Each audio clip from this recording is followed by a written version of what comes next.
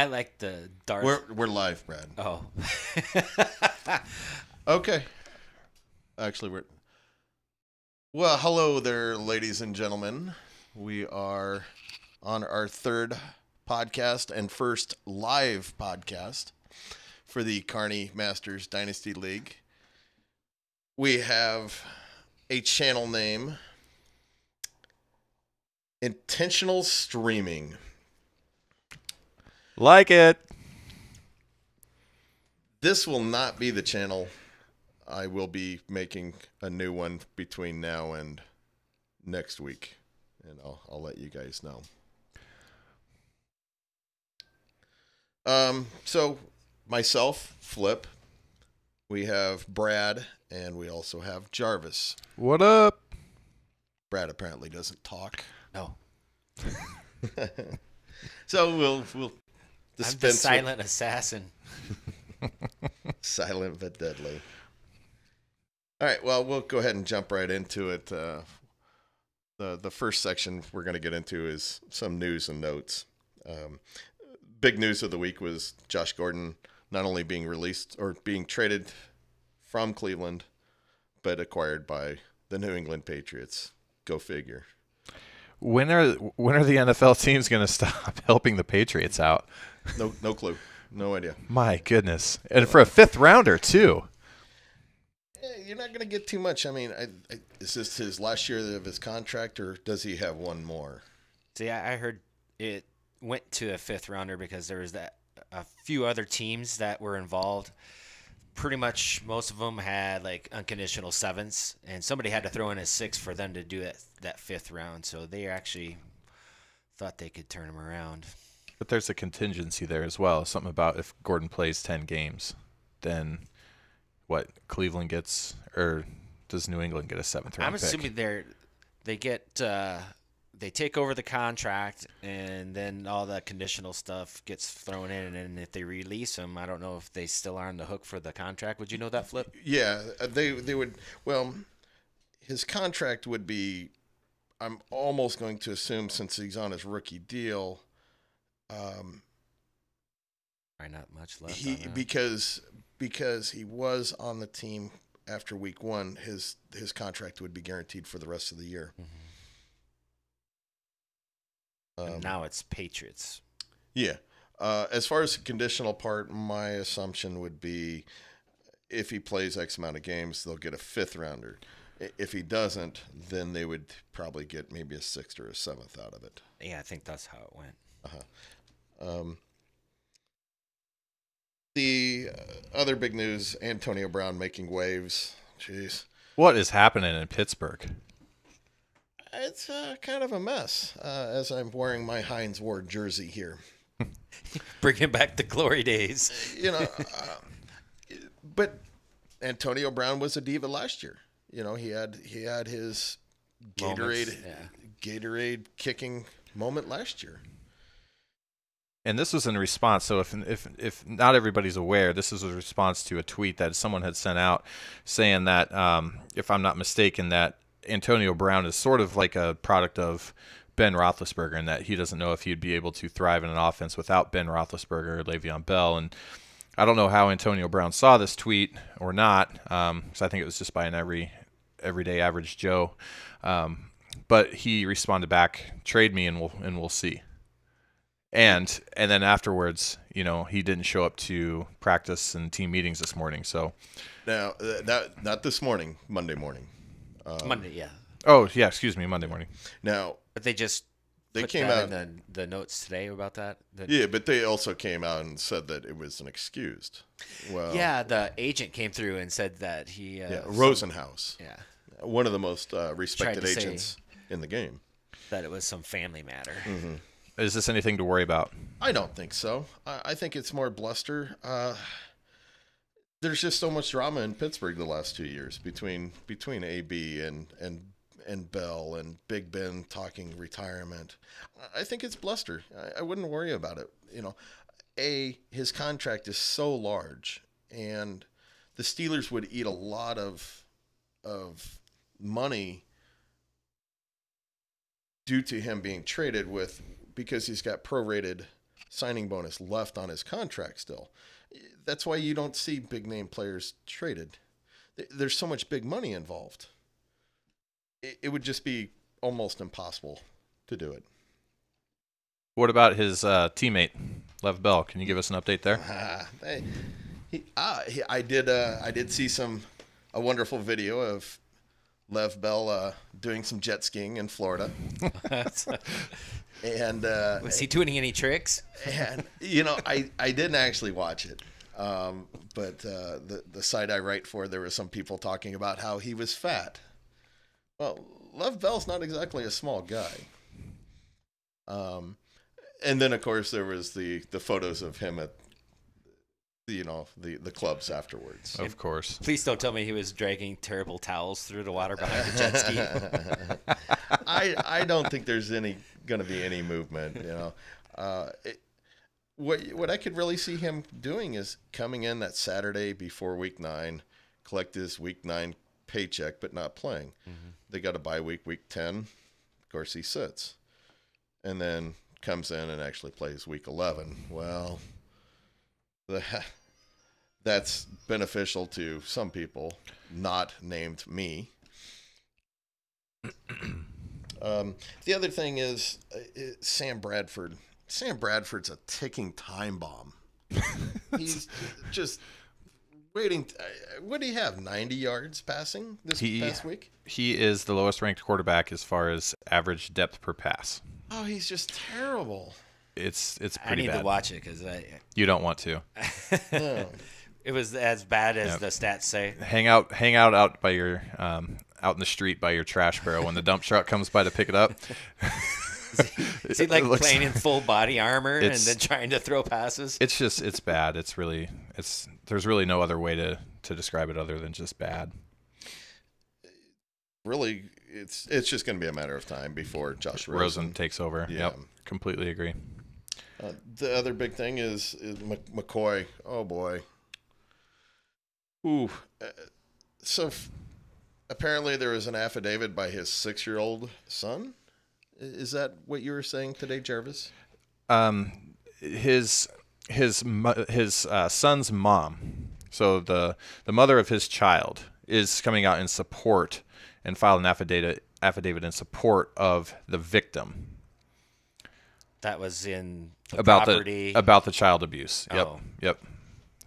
So she's basically coming out and saying like everything that McCoy's girlfriend that accused him of all those horrendous things, like she's telling the truth. So this is gonna move forward. Yeah, I hadn't seen that. The last thing I heard was that the cops said they've been studying it for like 2 months and hadn't come up with anything. Now this is where Goodell could do his heavy-handedness. There's no. It's their word against his. So again, is that a recent affidavit then?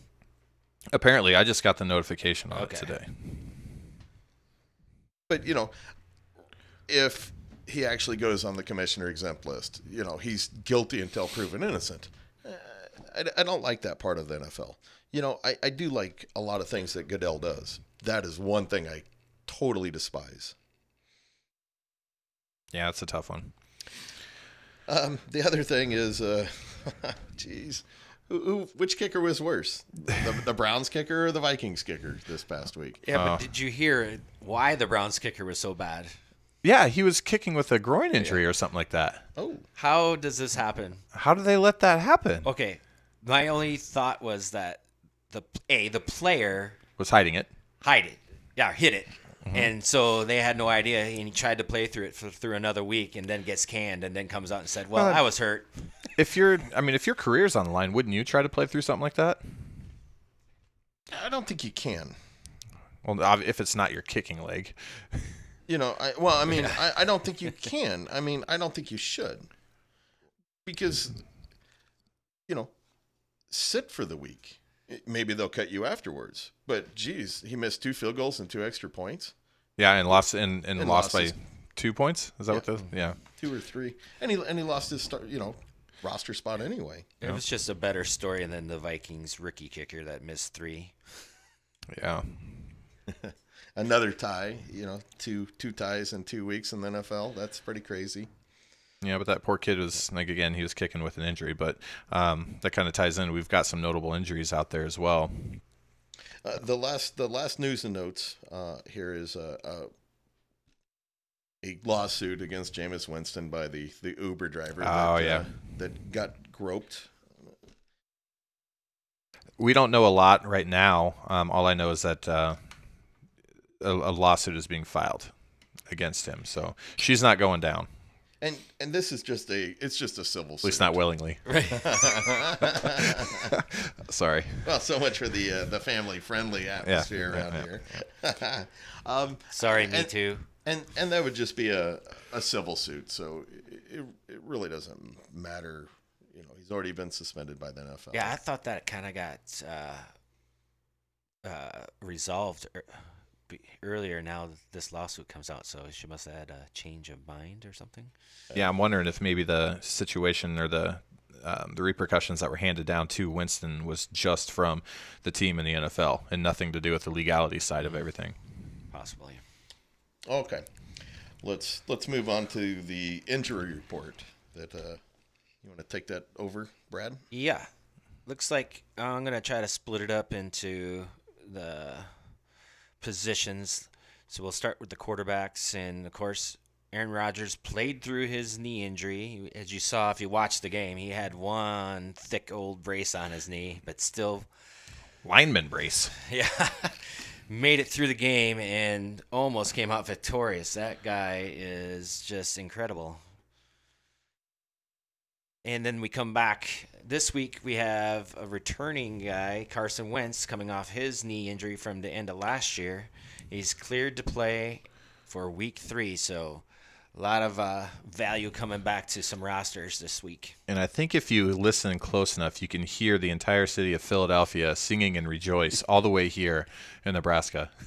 Jeez, you know, Ditz on the Super Bowl winning quarterback from last year. He looks like Sam Bradford right now. He looks like, he looks like the Foles after the 2 interception year where he was a superstar under Chip Kelly. Yeah. Or when it played with the Rams. Yeah. Do they sell Snickers in Philadelphia? It could be. Somebody get him one fast. And I think the other one I got down was Marcus Mariota. He ended up not playing, and it's still unseeable his status before this game coming up this week at Jacksonville. Wouldn't you think if he's hurt, you're not going to throw him against Jacksonville? So he's probably going to rest another week, right? I would assume so, especially in an injury like this. It's nothing that you can really treat. It's all nerves. Like, pinched nerve in his elbow to the point where he has no feeling in his hands. And so if you can't feel, get that feeling in your fingers, like how are you going to grip a ball and throw it? You can't. Or just drop it when you don't even know. It's even getting the snap from center could just fall out of your hand or hands. Yep. Moving on to running backs, Devonta Freeman still has nursing a knee injury and no timetable, so we're believing he's going to miss at least another week. And that's the frustrating part about that is when that first dropped, they didn't make it sound like it was going to be that severe of an injury that kept him out at anything beyond a week, and now they're going up to 3 to 4 weeks on top of this first one that he missed. So he could be out 5 total weeks. Yeah. They made it sound it was more of a day-to-day, but now it's all of a sudden a week-to-week. That's just crazy. Well, there's a few people cheering that on, the Tevin Coleman fans. So. Right. And not just McCoy's has a little bit of a rib problem going on besides cracked rib cartilage. Other off-the-field issues, but that's just a pain management thing, isn't it? And he's been a guy that loves to play through injury for some reason. He always does it and seems to come out. There's times where he goes down during the game. You can see he's out. He's not coming back. His career's over. He's never going to be able to walk again. Two plays later. He's back in. Like, what? Now, as a Shady McCoy owner, would you suggest that I actually start him this week? I think he's a hold right now until you get a little bit further information. He's going up against the Vikings in Minnesota, so I would try to look for another option if you have it. Mm-hmm. Then there was kind of a strange in-game injury with Delvin Cook. They have it listed as a hamstring. he came out. He actually came back into the game, and then after the game, he kind of said he was dealing with some cramps. So maybe he was just didn't have enough fluids in him and started cramping up. But it sounds like he's going to be able to go. Flip, get that mic fixed. It's really distracting. Sorry, guys. He's putting a little thing. a condom on his mic. I think you turned it off now. No. Oops. Yeah, there you go. Sorry, There. guys. Yep. Okay. We're new. I'm new. I'm a new. So I'm just going to double check. And well, plus Mixon got hurt the week before, so Yeah. there's another one to look at. I think he's still out 2-3 weeks. Mm-hmm. Could and be. Ajayi had a back injury during the game, but he returned. And Fournette's still dealing with a hamstring. Those And, soft tissue injuries, yeah. those are tough. Let's move on to the wide receivers, and it looked like Fitzgerald ended up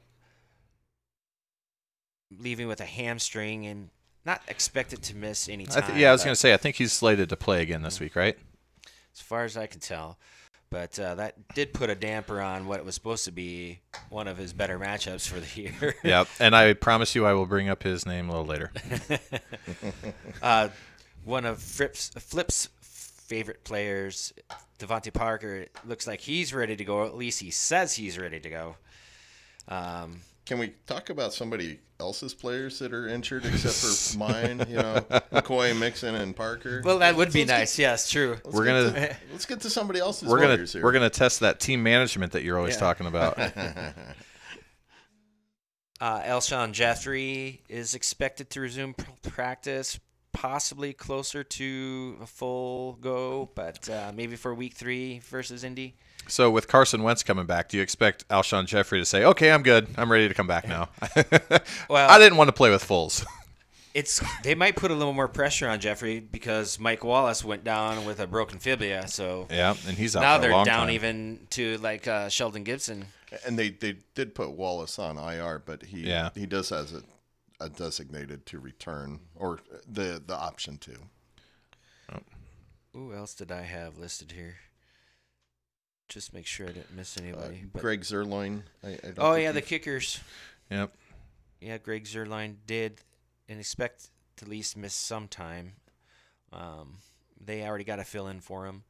Otherwise, I'm just looking at offensive linemen, defensive linemen. What and about defensive backs. C.J. Mosley? You know what? I didn't.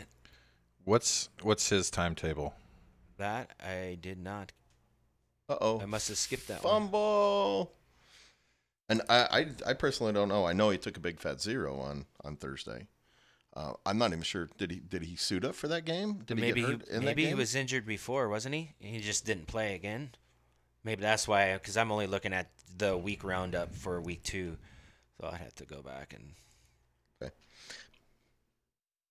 Let's move on then Yep. to the. Are we done with the injuries? Yes, sir. Okay.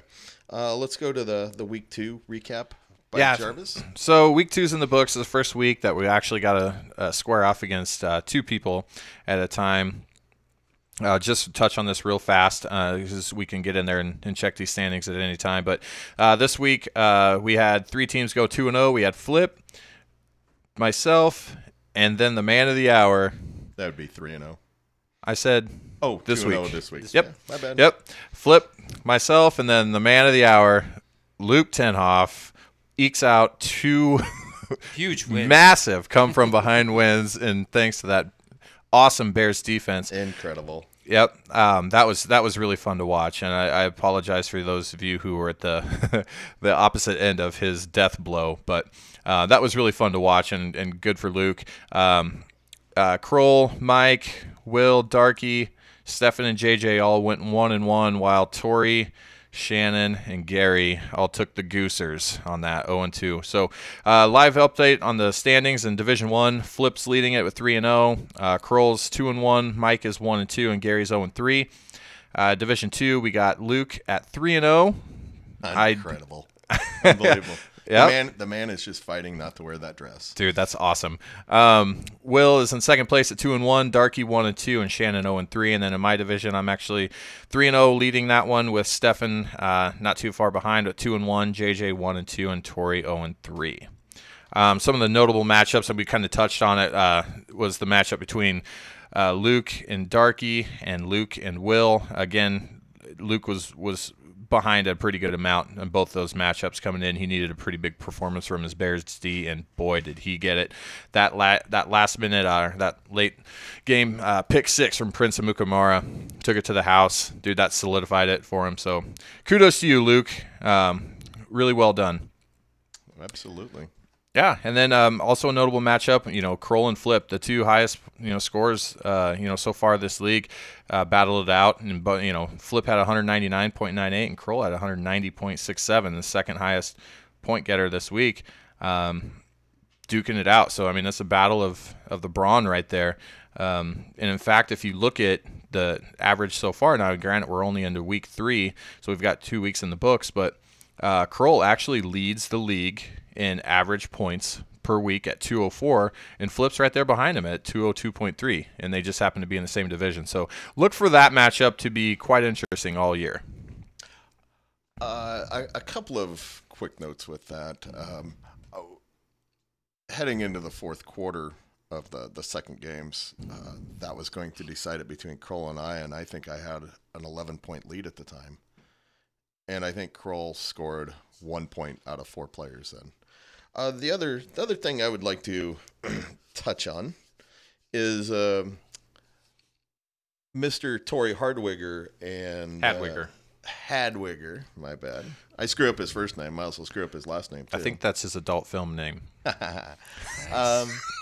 Him calling me out last week on my with my talking about my roster last week and my rosterbation of it. Rosterbation? Yeah, where I was publicly stroking my roster. And that's from the league, by the way. I will be looking forward to playing you, Mr. Torrey, in a couple of weeks. And a must watch. Yes. Okay. So with that being said, Flip, with your stellar performance this week, I believe one of your supers is actually on your team, if I'm not correct. One of my supers is on my team. So let's get into that. Our supers and poopers for this week. Flip, go ahead. All right. Travis Kelce.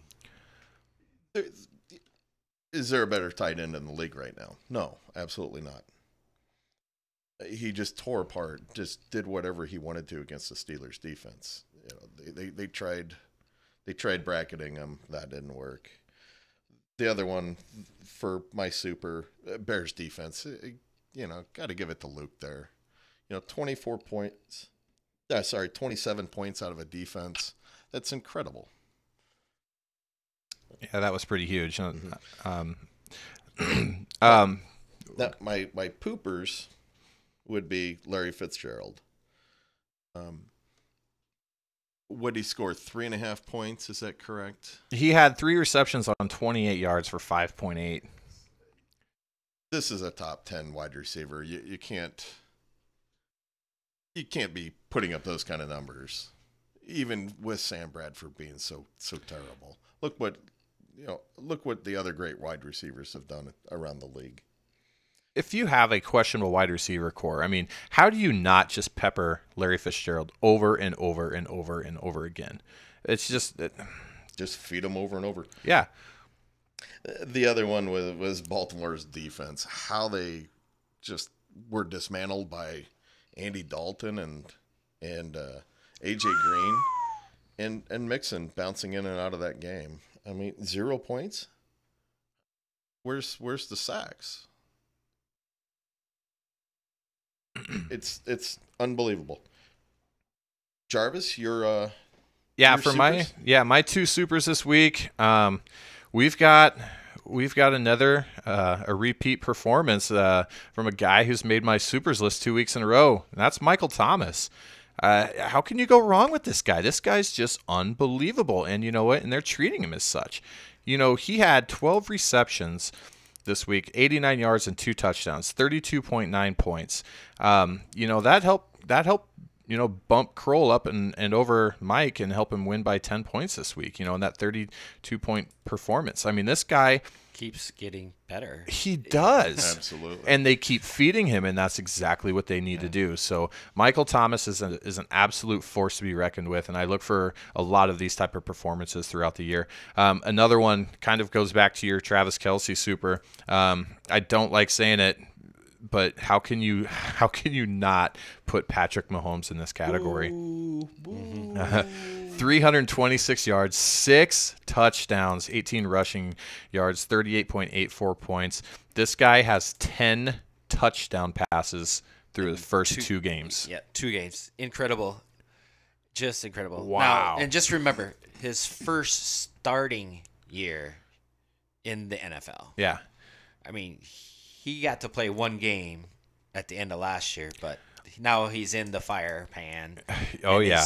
And he doesn't and act like it. And there's a lot of people. I mean, everybody's completely bought in. They're excited about this young guy coming into Kansas City and bolstering that offense. They've turned it into an absolute juggernaut of an offense right now. Now, it'll be interesting to see how that continues to play out. People that have these type of games rarely can you sustain that type of production over a long period of time. Well, they had 3 guys that were. I mean, Tyreek Hill didn't even get to 100 yards. No. And you got they didn't need Watkins him. back in the game. No. So Watkins went over 100. Watkins was almost non-existent for 2 years. So last week. And then on the opposite end of the spectrum, we're going to go right into the poopers. Guys that poop their big boy pants. Gronk, Kroll, buddy, I'm sorry. But, man, what an underperformance by Gronk. Now, is this a part of just the game scheme, or is this Jalen Ramsey?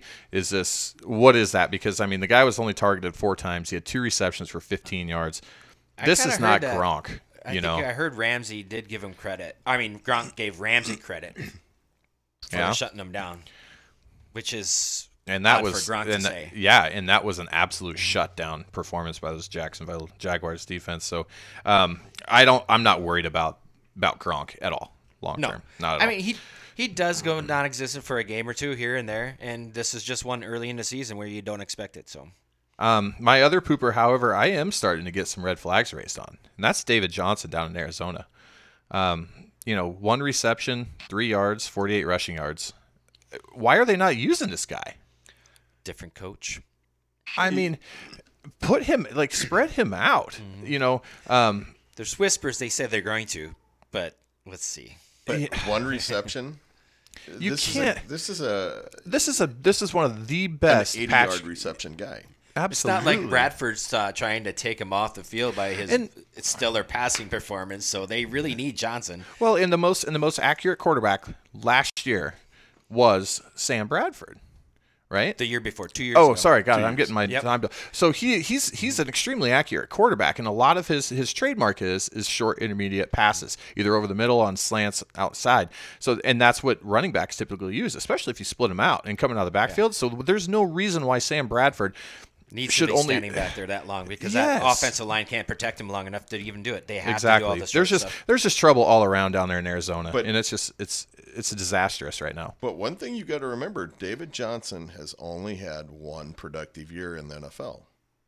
He was not that productive his rookie year. He missed all of last year. So it was his 1 good year 2 years ago. And again, it was under a coach that loved to use him too. So right. It's up to this guy to change his coaching style or figure out that he needs to get him on the field. Unless that offensive line is that bad and they just keep jamming him in there, he's not going to do anything. Yeah, we'll see how that all plays out, but pretty disappointing, I'm sure, especially for Shannon and anybody out there who owns David Johnson. Well, I'll do my supers, and I just given my 1 super to Aaron Rodgers just because the Iron Man. He comes in and he will refuse to lose unless you break his collarbone. And that didn't happen. So he almost came in and won that game.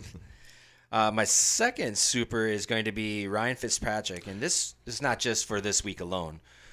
It actually ties into his week 1 performance, because this guy is right now combined 2 weeks. He has 8 touchdowns, not 10, but 8. 819 yards. on 61 attempts. Now he's completed 48 of those, which is like 78.7%, which is crazy good. Two of the absolute best performances by quarterbacks, and I guarantee you, majority of fantasy owners out there probably haven't even started him. And they need to be knocking on people's doors. Just trying to trade him, because you got to trade him now. You'll never be higher for the rest of the year probably. Right. And if he does run on, then you're going to get lucky enough that you have him, but he has to stay in the starting lineup. Well, and that's what Shannon did. Shannon actually sat him this past week. No.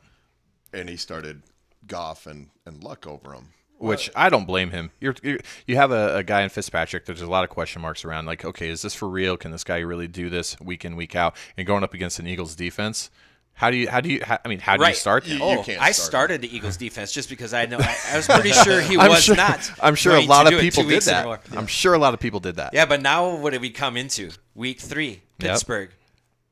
Seems like a get well defense for all passing. Passing offense is coming in. Yeah. So does he pull it off for a third week in a row? We'll see. It'll be fun to see though. Yeah. My poopers are pretty basic. John Carlson's on mine, being a Viking fan. Yeah, Homer. They moved up in the draft to draft this rookie, and he actually performed pretty well in preseason and supposedly beat out Kai Forbath for the job, and then comes in week 2 and misses all 3 attempps. Or did he have 4? I should have brought the player news up, huh? Oh, man. This is his own team, and he doesn't remember? Yeah. Anyway, they got rid of him, and I don't blame them. They brought in Dan Bailey, the ex-Cowboys kicker. That's a good move. And then without running off on stats, but probably the 2 most putrid defenses coming into week 2 moving forward, besides actually Steelers didn't do too bad to week 1, but because they were awesome. Tyrod didn't pass for more than 200 yards, but they're still showing leaks. I'm all in poopers with the KC defense and the Steelers defense. Something's got to turn around, or they're not making the playoffs.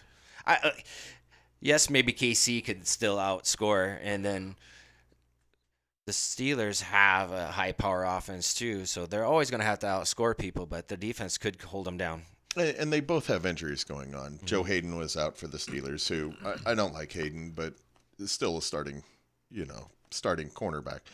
The Chiefs are still without Eric Berry. That's a huge, and Jesse James ran wild with no Eric Berry there. We'll bring him up later. So let's move on to the starts, sits, and sleepers with Jarvis. Yeah, so I just wanted to take a quick second and just maybe highlight a couple guys that I kind of like their outlook, or I'm pretty optimistic about their matchups this week, whether it be actual players or defenses aside. So some of my starts, I got the first guy that popped out at me. I really like Duke Johnson this week, going up against the Jets team defense here. Thursday night with Josh Gordon completely gone and out of the picture. I see Duke Johnson's target share going up this week. I see heavy involvement with Jarvis Landry, Duke Johnson. No short intermediate passes. I feel that he's going to have a big workload this week. So look forward to Duke Johnson having a good game this week. I also really like the Jaguars defense. They're at home against the Titans. When you look at and see what has been happening with that Titans offense, it's been absolutely atrocious. I'm just surprised they won last week. And you didn't have any of your star players do anything. You had that 65-yard touchdown pass on that fake punt. That was about it. Yeah. So you have a banged up Marcus Mariota who could or could not be playing, and if he does, I don't expect him to be 100%. Again, with that nerve injury. Jake, defense owners say, please start. Yeah, so I'm all in on Jaguars defense this week. Another guy, this one I really like his matchup. Now, if he's playing, I'm not 100% sure. I haven't gotten an update on, but Marquise Goodwin for the Niners playing against the Chiefs. That Chiefs secondary, you just kind of alluded to it. Eric Berry's not out, or he's not back. So that Chiefs secondary is suspect to give up that long, deep pass. And what is Marquise Goodwin's strong suit? Getting deep. Getting deep and getting deep fast, right? So again, we got real big play potential there with Marquise Goodwin this week against that questionable secondary in Kansas City. And then also, Brad, you're going to like this. Vikings defense is going to be against the Bills at home. We better crush those bastards. I look for the Vikings defense to put up better numbers than a lot of quarterbacks this week. So if you got the Vikings D, start them, and start them with confidence. And if you don't, you should not be playing fantasy football. That's right. So those are just a couple of my starts I really like. Also, then we'll touch base here. A couple guys that I'd probably reconsider playing. Not super high on Isaiah Crowell this week against the Browns at home. Browns actually have a pretty solid defense and have been tearing it up so far. I think they're one of the top-rated defenses actually out there right now. With Isaiah Crowell a little bit banged up, and with the target shares going more towards Bilal Powell, I'd stay away. I'd stay away this week. And this one's kind of tough. I know because we're kind of a quarterback-dependent league, but I'm not a big fan of Andrew Luck against the Eagles this week. Philadelphia's at home. They're going to be coming at him. They're going to test and see how healthy he really is, and he hasn't been throwing the ball deep much at all. At home, I believe they're going to want to bounce back big. And exactly. Unfortunately, Luck might be the victim. And with Shannon here, he has Fitzpatrick, so he definitely can sit Andrew Luck if he wants. The big question is, will he? Yeah, and that's and right now, we saw Fitzpatrick take advantage of Philadelphia's secondary being able to blow the top off him with those deep passes. Now, the one thing Andrew Luck can't do right now is what? Throw the ball deep. So I just, if you have a better option, like I said, I'd play him over Andrew Luck. So another sit, if you have anybody on the offensive side of the ball for Buffalo, sit them. Do not play them. Or dress them in purple, then they'll get more points. Do not play them this week against the Vikings in Minnesota.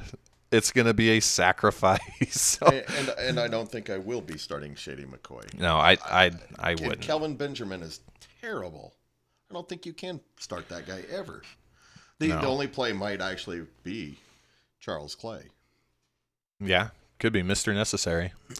And my last sit, this one sucks because I'm obviously a big Denver Broncos fan, but I think it's time you think about sitting Demaryius Thomas, especially against this week in Baltimore against the Ravens defense that's been crushing it. Demaryius Thomas, his whole career, he's been known for a guy that, he's got outstanding, physical characteristics. He's got big play potential. His knock has been dropping the ball. He drops the ball. It almost cost us the game this last week against the Raiders. Had a very costly drop. He had 11 targets last week. He had 18 yards. 5 receptions for 18 yards. And you watched the whole game, yes? I did. So how many of those were Keenum's inaccurate passes, or was it just the big costly one that jumped out at me and all the Broncos fans was one that was thrown when he was doing an out, and it was just a tad behind him, but still well within his target zone. That just cannot happen, and I think that the coaches may kind of, for lack of a better word, almost punish him this week. Throwing Cortland Sutton, get him some more targets. Get some more. Do you think Shannon should pull off one of his wide receivers off his saxy? If it were me, I would easily look at Galladay and Godwin both. I think Godwin is relevant as long as Fitzpatrick. Right yeah. Now, But Kenny Galladay is really looking good in Detroit. And they seem to want to get him targets this year. Yeah, but it's tough. Now I'm not saying that he needs to start one of those two guys over Demaryius Thomas. I'm just saying be iffy. Be weary on it. 21 targets out of Galladay in 2 weeks. That's what I like about it. How do you? That's just crazy with. And he's Marvin young, and Jones. he's young, and he's tall. What is he, like 6'5" or something like that? And the only thing that might go down 6'4". later in the 6'4". season, if they get any kind of running game going. Otherwise, he's probably still going to get peppered week in and week out if they don't get that running game going. Yeah, so then moving on to just two guys that I like as kind of under the radar guys, and I don't know how under the radar this guy is now, but Gio Bernard. I like his matchup this week. He's going to be fantasy relevant for at least the next 2 weeks, I would assume. He's has a proven track record of being an RB1 in the past. And he's going up against the Panthers defense that's ranked 24th against the rush, and with his heavy workload and ability to catch the ball out of the backfield, this guy's got some potential to be a high-end RB2 this week. Agreed. They'll have to rely on him just because they have not to. In there. Yeah. No Burkhead there anymore. Nope. Yeah, and then another guy that's it's going to be the benefactor of a little bit of a injury to the guy ahead of him, Latavius Murray. I mean, I think this guy's poised to have a big week this week. I mean, you're going up against a Bills team in home where it's going to have a positive game script to the point where it could get out of hand quick, and you're not going to want to keep Dalvin Cook in there long. So you're going to want to have Latavius Murray in there, rushing the ball, catching the ball in the backfield to kind of keep Dalvin Cook fresh. It's possible. I'm still waiting to see if it actually was a hamstring or if it was just a cramp like he was trying to say. But either way, if they get ahead, why not give Murray some run? Yeah. So that's really all I got there. Yeah, and I would agree with most of those. It's definitely tough to set a quarterback in this league, but hey, when you have Fitzpatrick, absolutely you can do that. So let's move on to the waivers section. Who we think people should be looking to add to their teams this week. Jesse James. Yeah, I don't see them doing the Vance dance that much in Pittsburgh right now. He's going to the outlaw. Yeah, and that was part of a matchup thing. They did use both McDonald and James a lot on the field, but they used McDonald a lot blocking, which James cannot do. I would say if you have some need and have a roster spot, I guess I would throw him on my roster for just to see if he's going to continue doing what it's going on. He's a favorite target of Big Ben's. All of a sudden, yeah. I wouldn't say all of a sudden. This is his fourth year with him, and he's generally caught between 40 and 50 passes, which isn't a lot. But he's definitely a guy that, worth taking note of. 5 for 138 right. And a touchdown. Pretty salty stats there. The next guy would be Tyler Boyd. I think it's definitely. This is a guy that, Cincinnati's been waiting on for, 3 years now, waiting for him to actually be healthy and do something. And by the looks of it, like early on this season, I think that it's pretty clear, at least in my eyes, that Tyler Boyd is their number 2, not John Ross. No, John Ross is your one-trick pony. Yep. He's your Mike Wallace, your Kenny Stills. Yep. I like Kenny Stills though. You would. I think Kenny Stills is better. Yeah, I would agree. Until John Ross shows up. I agree. 2 Sundays in a row.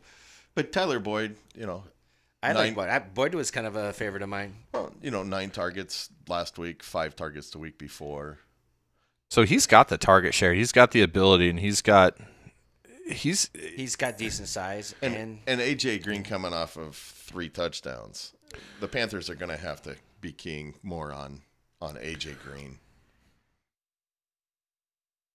The next one, this is a really tough one. Jarius Wright. He's not on that team. He is not on that team. No, he is not. I did notice that before. But there he is. Yeah. Vikings purple. That's pretty funny. Do they really strip that jersey? Do they really have He came through for the Vikings last year as a wide receiver 3, especially trying to move the chains on 3rd down. That was his big game. What do I want to say? Contribute. Can you expect a type of performance like he just had week in and week out with all those mouths to feed in Minnesota? He had 7 targets, 5 catches, 62 yards, and a touch. He actually plays for Carolina. Oh, this thing's throwing me off. Yeah. No, Carolina. Yes. So actually, then take that back. They Never kind of mind. need him. Yeah, well they do. Because Absolutely. DJ Moore still hasn't stepped up. But they came out and said, and They're Greg Olsen. probably Rivera said that he wants to get DJ Moore more involved. Now, anybody that has half a brain would know that needs to happen. You know, I still think DJ Moore by the end of the year ends up being their number 1. And they might still have some problems too, offensive line wise too. So they might not be able to get the ball down deep enough on their routes to be able to spring DJ loose. But that's maybe later in the season, but not right now. Another quick couple of guys is Albert Wilson and Corey Grant. These are definitely deep Corey guys to monitor. Is one from the Patriots playoff game. So I think that was part of the plan, bring him back in, especially when Fournette went down. So it might be a 1-week wonder. The other one is Corey Grant's for the Jaguars. Yes. Okay. The Browns defense. I think someone's going to be hopping on them this week. You have to. Well, look at that. You know, how much fab are you going to You spend? got the Jets, the Raiders. Go back. Here, I'll just go down. Oh, did you want to look at him? I'm just curious, how much fab do you spend on a defense in your league? Much as it takes. No, I want a number value. Wouldn't you want to know? Well, I think it just kind of depends. I mean, I don't know. It really depends. We've got a little bit bigger budget than most, but still, I mean, I could see. It's still percentage based. But Yeah, I could still see maybe 8 to 10%. But the next 3 games, Jets, Raiders, Ravens, turnovers. Not high scoring teams. You get a couple of tough spots there, but you get into the playoffs. There's the Panthers. There's the lowly Broncos. Yeah, but still, you put up 23 and 13 to 2 high-powered offenses. So, yeah. And if Cleveland can get their offense more consistent, that defense could even be better. Absolutely. The other thing I'll touch on really quick is there's just a plethora of linebackers out there. There's easily a half dozen. Yeah. Worth picking. So anybody needing something like that, you've got some options. Just there. look. We have people picking, that are still sitting on starting safeties, and they'll learn.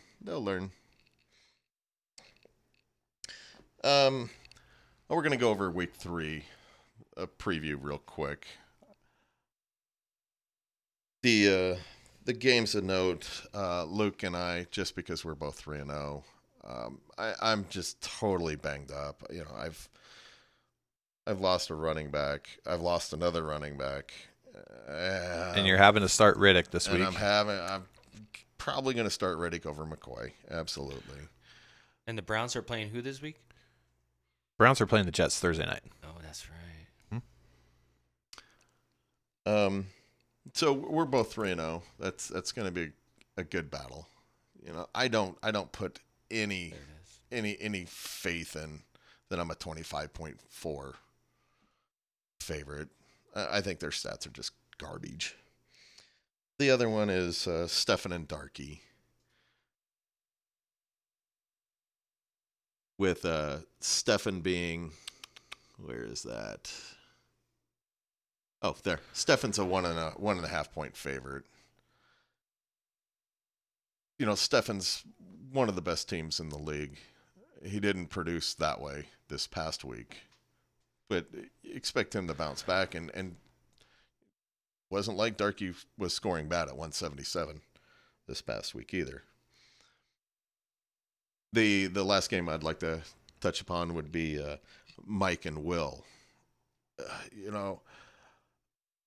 Will has absolutely one of the best teams as well. Mahomes is just tearing it up over and over and over. And Mike's scoring very well. And that's one thing I want to add about that matchup in particular is if you look at their average points so far to this point, Will is averaging 300 or has 358 points, and Mike has 354. So I mean they're right neck and neck. So this one's gonna be a fun one to watch because I think it's gonna come down to start-sit decisions, waiver wire accusations and everything like that. So two evenly matched teams. I like seeing that, because it's always fun to see who ends up coming out on top. Absolutely. Well, I think that's all that we got to cover. Do you guys have any parting comments? No, I really don't. Looking forward to week 3 and seeing how things shake up. Got a lot of injuries out there. A lot of surprise guys coming out and performing really well. We got some anomalies happening right now in the NFL when you have Matt Breida leading the league in rushing yards. That could continue. Yeah, and then coming in third in the league's leading rushers, my boy Philip Lindsay. Right? Talk about him real fast, being the first undrafted rookie ever in the history of the NFL to come out and put up 100+ yards in his first 2 games. I only heard one little knock that some people are saying that he's getting all the production because he's not in the stacked box where Royce is getting all the stacked boxes and Lindsey's coming in. And that's 100% true. 100% Where's Booker? What's going on with him? He needs to pack his bags. I think he's booked to vacation. He needs to book a flight on out of Denver one way. We won't miss him. Brad, you got parting comments? Not that I can think of today, but I think once the season evolves, there'll be a lot more to talk about. And with me, I just can't. I can't thank you guys enough for being a part of the league. Really appreciate it. It's such a fun league. The divisions are very highly competitive. I don't put any stock in 0-3 teams after 2 weeks. Oh no, you can't, and not at all. No one's out of it by any means. And this happens to me every year where I start out hot, I get pounded by injuries, and I get just reeled back in. And that's, happening again this year. I don't think there's a single team in the league right now that can't win it. No, I mean, every year we say, you say like you don't win your championship at the draft. It's all about in-season roster management, waiver wires, start-sit decisions, stuff like that. So, I mean, everybody, and with a competitive league like this, and that just creates and bolsters activity. And an active league is a super fun league. So I think you hit the nail on the head there. Like everybody's involvement and participation in this league and actually being able to do something like this just for fun just adds to my overall enjoyment of this league. And if it's set up right, each year should become more competitive because people are going to have more opportunity to get players and have their rosters filled out with more stars. Agreed. And I mean, you look at some of these 0-3 teams, Torrey, solid playoff team last year. Gary's been a 2-time playoff team, the first 2 years. Shannon won the league the first year. So it's definitely going to be fun and interesting to see how not only week 3 pans out, but for the next, 12 weeks or so. What I'd like for you guys, that are listening to this, if you have comments and questions, post them, we'll answer. No problem. Is there a place for them to post? Or is it on the YouTube? Well, well, you can post it on YouTube or just in our group me chat. Yeah. Eventually, we'll give out our Twitter addresses, and you can add us. But I'll get all over that. Flip would totally love you to start bashing on him on Twitter. I have too much crap on Twitter to read as it is. My last comment here before we part is hopefully I'll get a YouTube channel set up. This is just going to be a temporary one, I believe. Next week we should hopefully have a permanent home. That's for live feeds or I think that's probably all we'll do is just live feeds from now on. Is it going to be able to, people can then Archived? Are they going to be archived? Yeah, they'll be archived. And don't forget that our stream name is Intentional Streaming. Intentional.